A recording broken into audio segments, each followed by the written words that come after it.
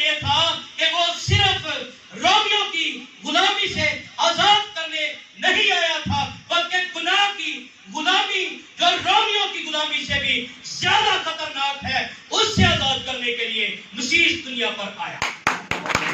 آج شاید اس پاکستان کی کلیسیا کا فوکس شاگردوں کی طرح بدل چکا ہے۔ میں غور کرتا ہوں ایمانداروں کی زندگیوں پر، لیڈرز کی زندگیوں پر، وہ روح القدس کے بھوکے اور پیاسے نہیں لگتے۔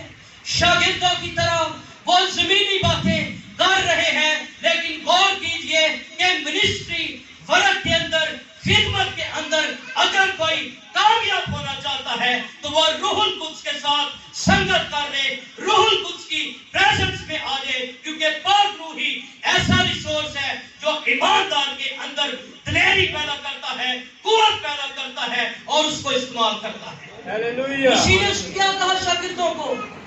جب روح القدس تم پر نازل ہوگا، یہاں پر اگر نہیں لکھا گیا، جب یعنی جس وقت روح القدس آ جائے گا، تم پر ٹھہر جائے گا، تو تم قوت پا جاؤ گے، تم دلیر ہو جاؤ گے، تمہاری زندگی بدل جائے گی، تمہاری زندگی کے اندر ریوائول آ جائے گا، بیداری آ جائے گی، کیونکہ روح القدس تہلکا مچانے کے لیے اس دنیا پر تمہارے اندر آ جائے گا اور تمہاری زندگی پہلے جیسی نہیں رہے گی، تم بدل جاؤ گے اور میرے گواہ ہوگے، قوت پاؤ گے۔ اس سے پہلے کہ ہم قوت پائیں، ہمیں جاننے کی ضرورت ہے who is Holy Spirit، روح القدس کون ہے؟ بہت سارے لوگ آج روح القدس کو محض قوت سمجھتے ہیں۔ بہت سارے لوگ سمجھتے ہیں کہ روح القدس کوئی شخصیت نہیں ہے۔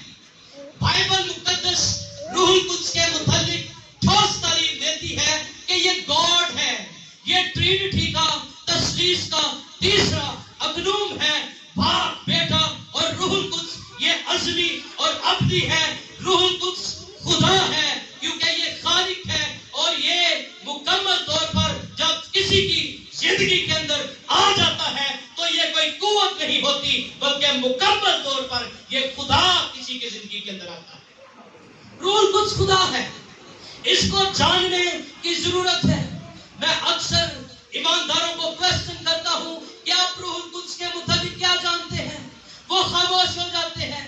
کبھی ہم نے سوچا نہیں کہ روح القدس کون ہے۔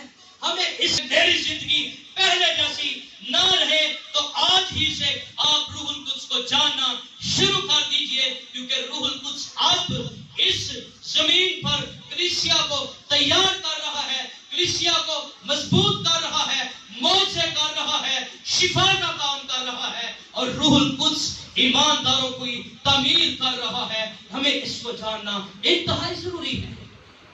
یہ جو آیت ہم نے پڑھی ہے، روح القدس تم پر نازل ہوگا تو تم قوت پاؤ گے۔ قوت کے لیے یونانی لفظ ڈونامس استعمال ہوا ہے۔ اس کا مطلب ہے بھروتی پاور، ایسی قوت جو چکنا چور کرتی ہے۔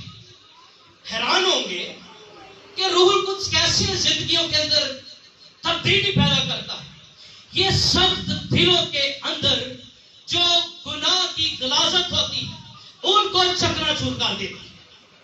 ڈائنامائٹ جو زمینی ہے، جب یہ پھٹتا ہے تو زندگیاں برباد ہوتی ہیں، لیکن جب روح القدس آتا ہے زندگیاں برباد نہیں ہوتی بلکہ زندگیاں تعمیر ہونا شروع ہو جاتی ہیں۔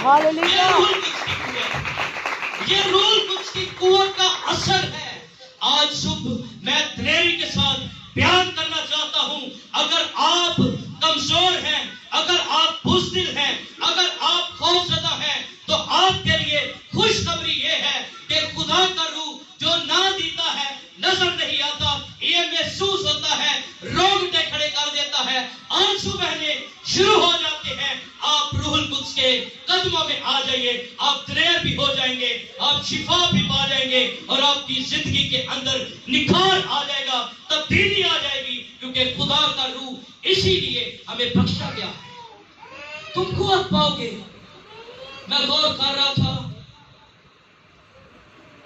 کہ روح القدس کی قوت جب آتی ہے ہم اکثر مسیح کی گواہی دینے سے گھبرا جاتے ہیں. دوسری قوموں کے سامنے جس شخص کے